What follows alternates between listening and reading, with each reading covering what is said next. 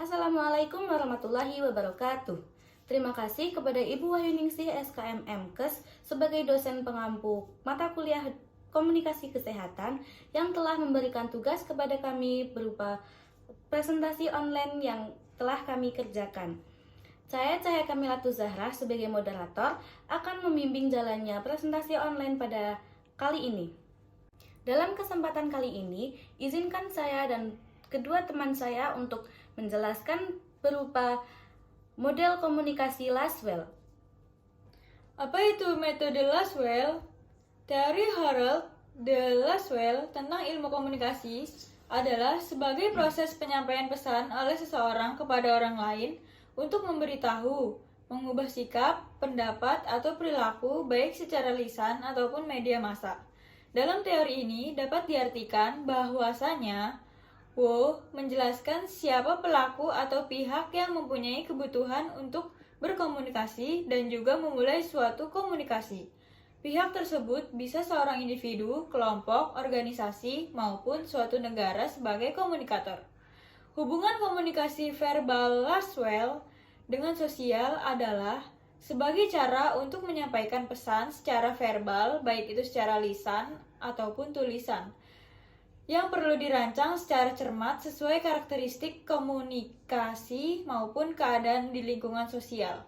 Berbicara tentang hubungan sosial ini sudah dibentuk sejak manusia itu dilahirkan dan berkembang sejalan dengan berjalannya kehidupan manusia yang semakin luas. Pencetus model Lasswell. Harold Lasswell adalah seorang ilmuwan politik Amerika lahir di Donelson, Illinois pada tahun 1902. Ia memperoleh gelar doktor pada usia 24 tahun dan menulis disertasinya tentang teknik propaganda selama Perang Dunia, yang menjadi studi terkemuka tentang teori komunikasi. Lasswell sangat tertarik pada komunikasi, massa, dan propaganda.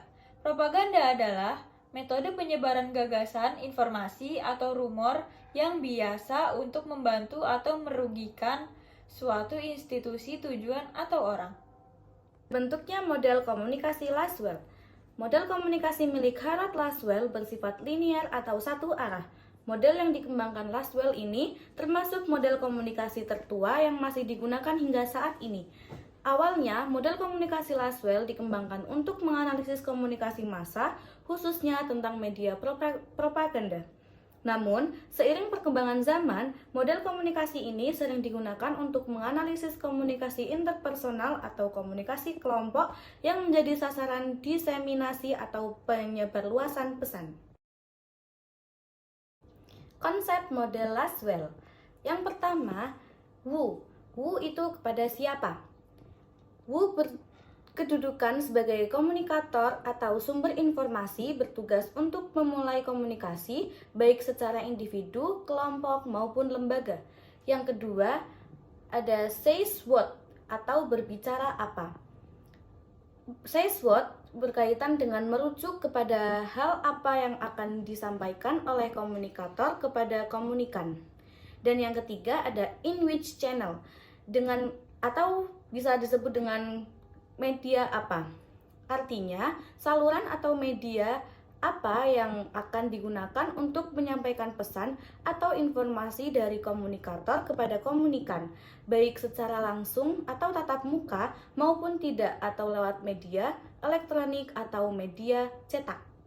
Yang keempat ada to whom atau kepada siapa.